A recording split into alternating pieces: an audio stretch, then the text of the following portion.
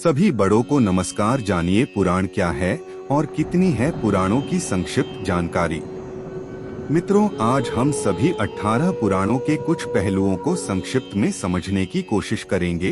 पुराण शब्द का अर्थ ही है प्राचीन कथा। पुराण विश्व साहित्य के सबसे प्राचीन ग्रंथ हैं। उनमें लिखित ज्ञान और नैतिकता की बातें आज भी प्रासंगिक, अमूल्य तथा मानव सभ्यता की आधारशिला हैं। वेदों की भाषा तथा शैली कठिन है। पुराण उसी ज्ञान के सहज तथा रोचक संस्करण हैं। उनमें जटिल तथ्यों को कथाओं के माध्यम से समझाया गया है। पुराणों का विषय नैतिकता, विचार, भूगोल, खगोल, राजनीति, संस्कृति, सामाजिक परंपराएं, विज्ञान तथा अन्य बहुत से विषय हैं। विशेष तथ्य यह है कि पुराणों में देवी देवताओं, राजाओं और ऋषि मुनियों के साथ साथ जन साधारण की कथाओं का भी उल्लेख किया गया है, जिससे पौराणिक काल के सभी पहलुओं का चित्रण मिलता है। महर्षि वेदव्यास जी ने 18 पुराणों का संस्कृत भाषा में संकलन किया है। ब्रह्मदेव, श्री हरि, विष्णु भगवान तथा भगवान महेश्वर उन पुराणों के मुख्य देव हैं। त्रिमूर्ति के प्रत्येक भगवान स्वरूप को 6 पुराण समर्पित किए गए हैं। इन 18 पुराणों के अतिरिक्त 16 उपपुराण भी हैं, किंतु विषय को सीमित रखने के लिए केवल मुख्य पुराणों का संक्षिप्त परिचय ही दे रहा हूँ। पहला पुराण है ब्रह्म पुराण। सबसे प्राचीन है। इस पुराण में 246 अध्याय तथा 14,000 श्लोक हैं। इस ग्रंथ में ब्रह्मा जी की महानता के अतिरिक्त सृष्टि की उत्पत्ति, गंगा अवतरण तथा रामायण और कृष्ण अवतार की कथाएं भी संकलित हैं। इस ग्रंथ से सृष्टि की उत्पत्ति से लेकर सिंधु घाटी सभ्यता तक की कुछ न कुछ जानकारी प्राप्त की जा सकती है। दूसरा पुराण है पद्म पुराण, जिसमें है 55,000 श्लोक और यह ग्रंथ 5 खंडों में विभाजित किया गया है, जिनके नाम सृष्टि खंड, स्वर्ग खंड, उत्तरखंड, भूमिखंड तथा पाताल खंड हैं। इस ग्रंथ में पृथ्वी, आकाश तथा नक्षत्रों की उत्पत्ति के बारे में विस्तार से उल्लेख किया गया है। 4 प्रकार से जीवों की उत्पत्ति होती है, जिन्हें उदिभज, स्वेदज, अंडज तथा जरायुज की श्रेणी में रखा गया है। यह वर्गीकरण पूर्णतया वैज्ञानिक आधार पर है। भारत के सभी पर्वतों तथा नदियों के बारे में भी विस्तार से वर्णन है। इस पुराण में शकुंतला, दुष्यंत से लेकर भगवान राम तक के कई पूर्वजों का इतिहास है। शकुंतला दुष्यंत के पुत्र भरत के नाम से हमारे देश का नाम जम्बूद्वीप से भरतखंड और उसके बाद भारत पड़ा था। यह पद्म पुराण हम सभी भाई बहनों को पढ़ना चाहिए, क्योंकि इस पुराण में हमारे भौगोलिक और आध्यात्मिक वातावरण का विस्तृत वर्णन मिलता है। तीसरा पुराण है विष्णु पुराण, जिसमें 6 अंश तथा 23,000 श्लोक हैं। इस ग्रंथ में भगवान श्री विष्णु जी, बालक ध्रुव जी तथा कृष्णावतार की कथाएं संकलित हैं। इसके अतिरिक्त सम्राट पृथु जी की कथा भी शामिल है, जिसके कारण हमारी धरती का नाम पृथ्वी पड़ा था। इस पुराण में सूर्यवंशियों तथा चंद्रवंशियों राजाओं का संपूर्ण इतिहास है। भारत की राष्ट्रीय पहचान सदियों पुरानी है, जिसका प्रमाण विष्णु पुराण के इस श्लोक में मिलता है। साधारण शब्दों में इसका अर्थ होता है कि वह भौगोलिक क्षेत्र जो उत्तर में हिमालय तथा दक्षिण में सागर से जो घिरा हुआ है, यही भारत देश है तथा उसमें निवास करने वाले हम सभी जन भारत देश की ही संतान हैं। भारत देश और भारतवासियों की इससे स्पष्ट पहचान और क्या हो सकती है।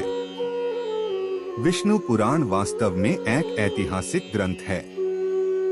चौथा पुराण है शिव पुराण, जिसे आदर से शिव महापुराण भी कहते हैं। इस महापुराण में 24,000 श्लोक हैं तथा यह 7 संहिताओं में विभाजित है। इस ग्रंथ में भगवान शिवजी की महानता तथा उनसे संबंधित घटनाओं को दर्शाया गया है। इस ग्रंथ को वायु पुराण भी कहते हैं। इसमें कैलाश पर्वत, शिवलिंग तथा रुद्राक्ष का वर्णन और महत्व विस्तार से दर्शाया गया है। सप्ताह के 7 दिनों के नामों की रचना, प्रजापतियों का वर्णन तथा काम पर विजय पाने के संबंध में विस्तार से वर्णन किया गया है। सप्ताह के दिनों के नाम हमारे सौर मंडल के ग्रहों पर आधारित हैं और आज भी लगभग समस्त विश्व में प्रयोग किए जाते हैं। भगवान शिवजी के भक्तों को श्रद्धा और भक्ति से शिव महापुराण का नियमित पाठ करना चाहिए। भगवान शंकर जी बहुत दयालु और भोले हैं। जो भी इस शिव पुराण को भाव से पढ़ता है उसका कल्याण निश्चित है। पांचवा पुराण है भागवत पुराण, जिसमें 18,000 श्लोक हैं तथा 12 स्कंध हैं। इस ग्रंथ में आध्यात्मिक विषयों पर वार्तालाप है। भागवत पुराण में भक्ति, ज्ञान तथा वैराग्य की महानता को दर्शाया गया है। भगवान विष्णु जी और भगवान गोविंद के अवतार की कथाओं को विस्तार से दर्शाया गया है। इसके अतिरिक्त महाभारत काल से पूर्व के कई राजाओं, ऋषि मुनियों तथा असुरों की कथाएं भी संकलित हैं। इस ग्रंथ में महाभारत युद्ध के पश्चात श्री कृष्ण का देहत्याग, द्वारिका नगरी के जलमग्न होने और यादव वशियों के नाश तक का विवरण भी दिया गया है।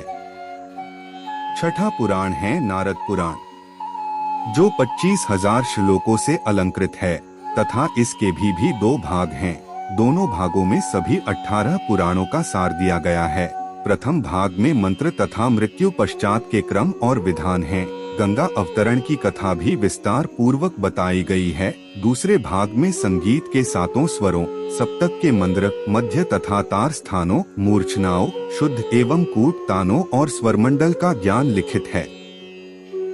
संगीत पद्धति का यह ज्ञान आज भी भारतीय संगीत का आधार है। जो पाश्चात्य संगीत की चकाचौंध से चकित हो जाते हैं, उनके लिए उल्लेखनीय तथ्य यह है कि नारद पुराण के कई शताब्दी पश्चात तक भी पाश्चात्य संगीत में केवल 5 स्वर होते थे तथा संगीत की थ्योरी का विकास शून्य के बराबर था। मूर्छनाओं के आधार पर ही पाश्चात्य संगीत के स्केल बने हैं।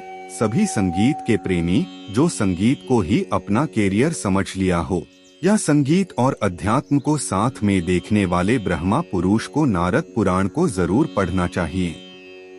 7वां पुराण है मार्कंडेय पुराण, जो अन्य पुराणों की अपेक्षा सबसे छोटा पुराण है। मार्कंडेय पुराण में 9,000 श्लोक हैं तथा 137 अध्याय हैं।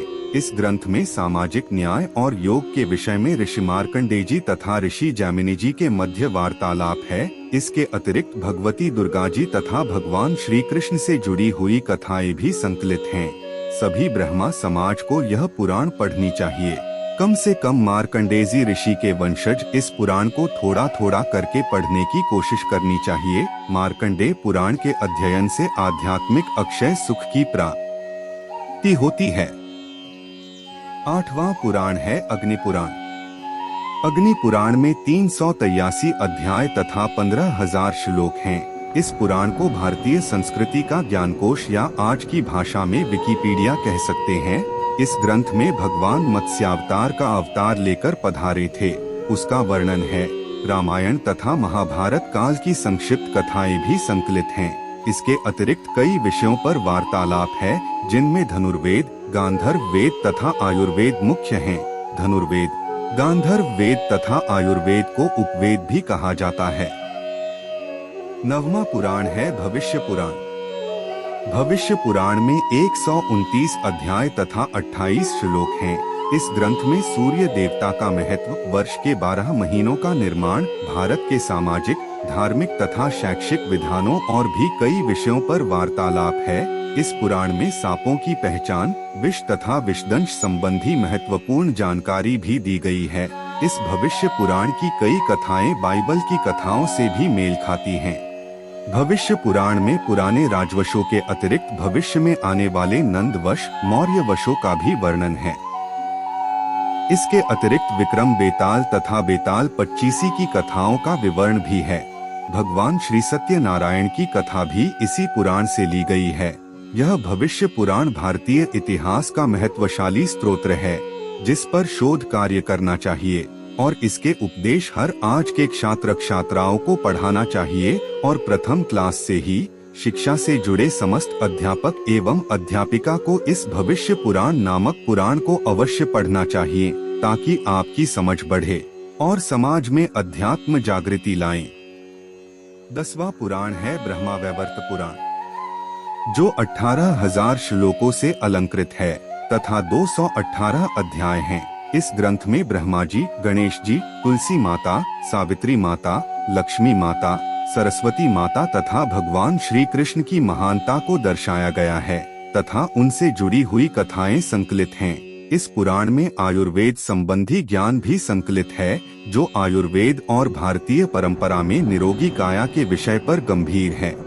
उसे यह ब्रह्मावैवर्त पुराण आपका पथ प्रदर्शक बनेगा। 11वां पुराण है लिंग पुराण। इस पावन लिंग पुराण में 11,000 श्लोक और 163 अध्याय हैं। सृष्टि की उत्पत्ति तथा खगोलिक काल में युग कल्प की तालिका का वर्णन है। भगवान सूर्यदेव के सूर्य के वंशजों में राजा अम्बरीश जी हुए। राम जी इन्हीं राजा अम्बरीश जी के कुल में अवतार हुआ था। राजा अम्बरीश जी की कथा भी इसी पुराण में लिखित है। इस ग्रंथ में अघोर मंत्रों तथा अघोर विद्या के संबंध में भी उल्लेख किया गया है। 12वां पुराण है वराह पुराण। वराह पुराण में 217 स्कंध तथा 10,000 श्लोक हैं।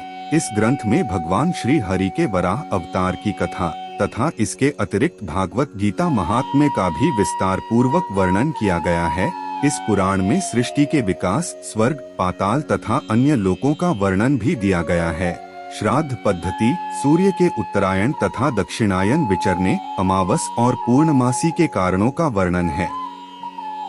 महत्व की बात यह है कि जो भूगोलिक और खगोलिक तथ्य इस पुराण में संकलित हैं, वही तथ्य पाश्चात्य जगत के वैज्ञानिकों को 15वीं शताब्दी के बाद ही पता चले थे।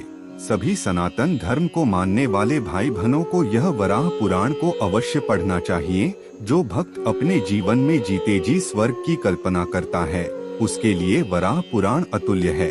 इसमें स्वर्ग नरक का भगवान श्री वेदव्यास जी ने बखूबी वर्णन किया है। 13वां पुराण है सकंद पुराण। सकंद पुराण सबसे विशाल पुराण है तथा इस पुराण में 81,000 श्लोक और 6 खंड हैं। सकंद पुराण में प्राचीन भारत का भौगोलिक वर्णन है, जिसमें 27 नक्षत्रों, 18 नदियों, अरुणाचल प्रदेश का सौंदर्य, भारत में स्थित भगवान भोलेनाथ के 12 ज्योतिर्लिंगों तथा गंगा अवतरण के आख्यान शामिल हैं। इसी पुराण में स्याहाद्री पर्वत श्रृंखला तथा कन्याकुमारी मंदिर का उल्लेख भी किया गया है। इसी पुराण में सोमदेव, तारा तथा उनके पुत्र बुध ग्रह की उत्पत्ति की अलंकारमयी कथा भी है। 14वां पुराण है वामन पुराण। वामन पुराण में 99 अध्याय तथा 10,000 श्लोक हैं एवं 2 खंड हैं। इस पुराण का केवल प्रथम खंड ही उपलब्ध है। इस पुराण में भगवान के वामन अवतार की कथा विस्तार से कही गई है, जो भरूच कच्छ, गुजरात में हुआ था। इसके अतिरिक्त इस ग्रंथ में भी सृष्टि, जम्बूद्वीप तथा अन्य 7 द्वीपों की उत्पत्ति, पृथ्वी की भौगोलिक स्थिति, महत्वशाली पर्वतों, नदियों तथा भारत के खंडों का जिक्र है। 15वां पुराण है कुर्म पुराण। कुर्म पुराण में 18,000 श्लोक तथा 4 खंड हैं। इस पुराण में चारों वेदों का सार संक्षिप्त रूप में दिया गया है। कुर्म पुराण में कुर्म अवतार से संबंधित सागर मंथन की कथा विस्तार पूर्वक लिखी गई है। इसमें ब्रह्मा जी, शिव जी, विष्णु जी, पृथ्वी माता, गंगा मैया की उत्पत्ति, चारों युगों के बारे में सटीक जानकारी, मानव जीवन के 4 आश्रम धर्मों तथा चंद्रवशी राजाओं के बारे में भी विस्तार से वर्णन है। 16वां पुराण है मत्स्य पुराण।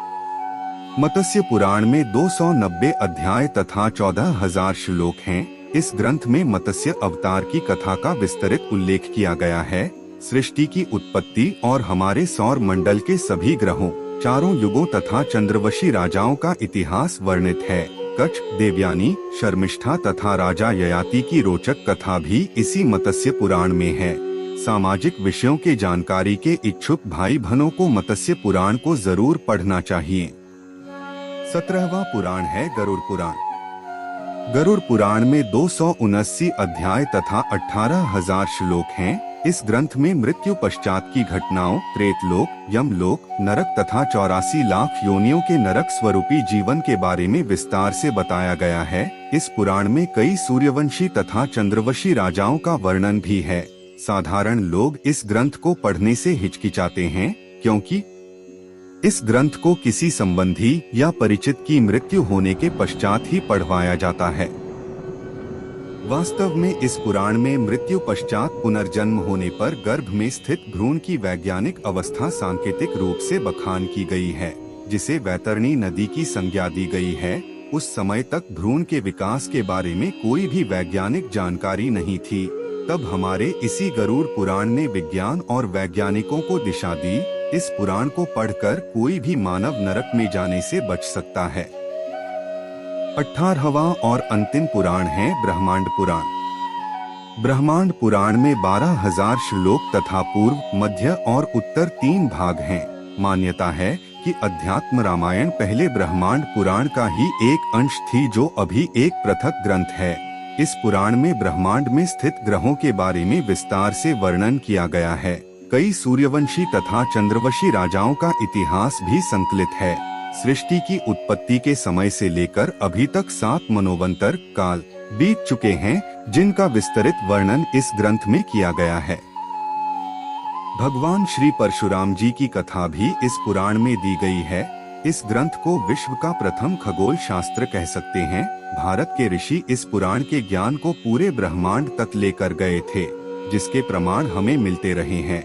हिंदू पौराणिक इतिहास की तरह अन्य देशों में भी महामानवों, दैत्यों, देवों, राजाओं तथा साधारण नागरिकों की कथाएं प्रचलित हैं। कईयों के नाम उच्चारण तथा भाषाओं की विभिन्नता के कारण बिगड़ भी चुके हैं, जैसे कि हरिकुल ईश से हरकुलिस, कश्यप सागर से कैस्पियन सी तथा शंभू सिंह से शिनबू सिन आदि बन गए। तक्षक के नाम से तक्षशिला और तक्षकखंड से ताशकंद बन गए। यह विवरण अवश्य ही किसी न किसी ऐतिहासिक घटना कई और संकेत करते हैं। प्राचीन काल में इतिहास, आख्यान, संहिता तथा पुराण को एक ही अर्थ में प्रयोग किया जाता था। इतिहास लिखने का कोई रिवाज नहीं था। राजाओं ने कल्पना शक्तियों से भी अपनी वंशावलियों को सूर्य और चंद्र वंशों से जोड़ा है।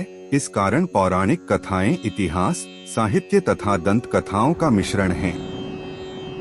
रामायण, महाभारत तथा पुराण हमारे प्राचीन इतिहास के बहुमूल्य स्रोत हैं, जिनको केवल साहित्य समझकर अछूता छोड़ दिया गया है। इतिहास की विक्षिप्त श्रृंखलाओं को पुनः जोड़ने के लिए हमें पुराणों तथा महाकाव्यों पर शोध करना होगा। पढ़े लिखे आज की युवा पीढ़ी को यह आह्वान है, जो छूट गया उसे जाने दो, जो अध्यात्म विरासत बची है उसे समझने की कोशिश करो। पुराणों में अंकित उपदेशों को अपने जीवन में आत्मसात करें। दोस्तों, इस वीडियो में बस इतना ही। मिलते हैं अगले वीडियो में। अपना ख्याल रखिएगा। उम्मीद है कि आपको पुराणों की जानकारी पसंद आई होगी। आपका कोई भी सुझाव है तो मुझे कमेंट में कह सकते हैं। कृपा करके आप मेरे चैनल को सब्सक्राइब करें और मेरी वीडियो को लाइक करें, ताकि मुझे धार्मिक वीडियो बनाने का हौसला मिलता रहे और आप सबका प्यार भी मिलता रहे। कृपा मेरे चैनल को सब्सक्राइब करें। अब मैं मिलता हूँ आपको अगली वीडियो में।